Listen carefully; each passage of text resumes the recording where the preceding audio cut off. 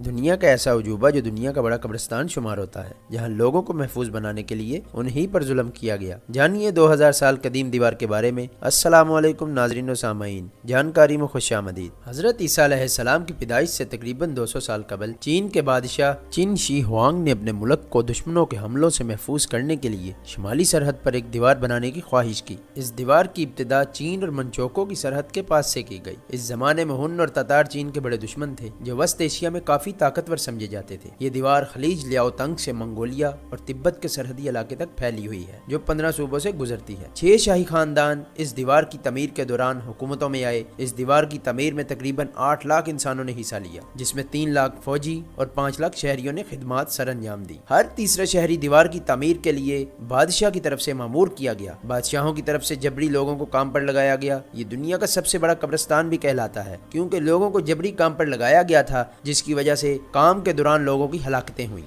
اس لیے یہ دیوار دنیا کا سب سے بڑا قبرستان بھی کہلاتا ہے۔ اس دیوار کی لمبائی 13,170 میل ہے، مختلف علاقوں میں 20 سے 30 فٹ تک اونچی ہے۔ بنیاد کے قریب اس کی چوڑائی 25 فٹ اور اوپر سے 12 فٹ کے قریب ہے۔ اس کو تعمیر کرنے کے لیے بادشاہ نے خواہش اس لیے کی کیونکہ چین کے شمال میں منگولیا ہے۔ اس ملک کے خانہ بدوش، ڈاکو، لٹیرے اور حکمران چین کا امن تہ و بالا کر دیتے تھے۔ اس کی تعمیر کے دوران ہر 200 گز کے فاصلے پر سیکیورٹی پوسٹ بنائی گئی۔ دیوار کی تعمیر میں اینٹیں، پتھر، چاول کا آٹا، لیموں کا رس اور گارا استعمال ہوا، جس کی وجہ سے یہ شاہکار آج بھی موجود ہے۔ بتایا جاتا ہے کہ جب یہ ٹوٹ پھوٹ کا شکار ہوئی تو اس کی بنیاد سے انسانی ہڈیاں اور باقیات ملی۔ اس سے اندازہ لگایا جا سکتا ہے کہ لوگوں نے اپنا لہو دے کر اس عظیم شاہکار کو بنایا۔ جہاں سے دیوار خستہ حالی کا شکار ہوئی، وہاں سے خانہ بدوش لوگوں نے اس کے پتھروں اور اینٹوں سے مکانات بنانے شروع کیے۔ ہزاروں برس گزر جانے کے بعد بھی دیوار اپنی حالت میں باقی ہے۔ 2007 میں دنیا کے 7 جدید عجوبوں میں اسے شامل کر لیا گیا۔ 1987 میں یونیسکو نے اسے عالمی ورثہ قرار دیا۔ 1970 میں اس دیوار کو پبلک کے لیے کھول دیا گیا۔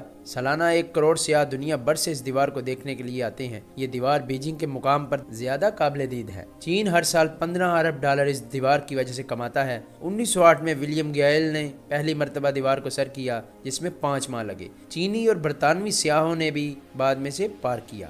دنیا بھر سے جب سیاح بیجنگ پہنچتے ہیں تو وہاں سے بسیں بھر کر وہ طویل دیواریں چین کے مختلف اہم مقامات کا رخ کرتے ہیں۔ سیاحوں میں سے چند عظیم دیوار کے اس مقام پر بھی آتے ہیں، جسے جیانکاؤ کہا جاتا ہے۔ جیانکاؤ نامی حصہ سرسبز پہاڑیوں کے اوپر ایک کنگری دار خط کی طرح 20 کلومیٹر طویل علاقے میں پھیلا ہوا ہے۔ نیچے وادی سے یہ پہاڑ کی ہر چوٹی ہر ایک سجاوٹی خط کی طرح نظر آتی ہے۔ یہ بیجنگ کے شمال میں 100 کلومیٹر کے فاصلے پر واقع ہے، لیکن یہ اپنے معروف ہمسایہ علاقوں بڈالنگ اور میوٹیانیوں سے بالکل مختلف ہے۔ 15ویں اور 16ویں صدی میں تعمیر ہونے والی دیوار کے اس حصے پر صدیوں تک زیادہ توجہ نہیں دی گئی۔ اس حصے سے منسلک 7 کلومیٹر دیوار کافی خستہ حال ہو گئی تھی۔ طویل وقت گزرنے کی وجہ سے اسی کے کئی مینار اینٹوں اور پتھروں کے ڈھیر اور کھنڈرات میں تبدیل ہو گئے، جبکہ دیوار کے کچھ حصے تو اس طرح منہدم ہو گئے۔ اس پر درخت اور جھاڑیاں اس طرح اگائی تھیں کہ یہ دیوار فصیل کی بجائے ایک جنگل دکھائی دینے لگی تھی۔ اگرچہ یہ نظارہ بھی اچھا لگتا تھا، لیکن یہ قدیم دیوار بہت خطرناک ہو چکی تھی۔ ٹیننس چیریٹی فاؤنڈیشن، جس نے دیوار چین کے اس حصے کی بحالی کے کام کو سر انجام دیا ہے، فاؤنڈیشن کے پروجیکٹ مینیجر